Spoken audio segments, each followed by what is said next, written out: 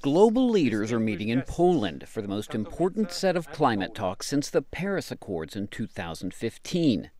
The meeting began on a somber note, with a warning from one of the world's preeminent naturalists. Right now, we're facing a man-made disaster of global scale.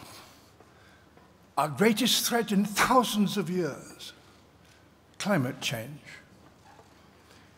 If we don't take action, the collapse of our civilizations and the extinction of much of the natural world is on the horizon.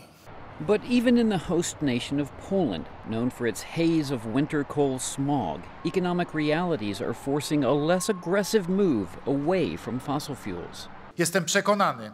It is necessary to create a development model which is going to reduce emissions while reducing poverty and creating new, quality jobs at the same time. In the home of the world's largest rainforest, Brazil's new government has said it will no longer host next year's climate talks and is calling efforts to reduce greenhouse gases a Marxist plot to stifle economic growth.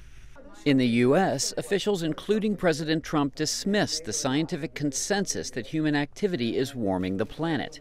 But experts who study climate change say doing nothing will actually have a devastating economic impact over time. Climate change is here, it's real now, and the costs are large and they're mounting. I mean, they could reach $100 billion in some sectors by the end of the century. And even though many nations are stalled in their efforts, researchers say they are seeing a growing consensus to curb climate change on the local and corporate level. I think there's a mainstream understanding in the finance and business community now that climate change poses a systemic risk to the global economy and that companies really have to get ahead of it. Even if movement is slow, there remains consensus to do something because, as one conference participant was quoted as saying, there is no plan B. Kevin Enochs, VOA News.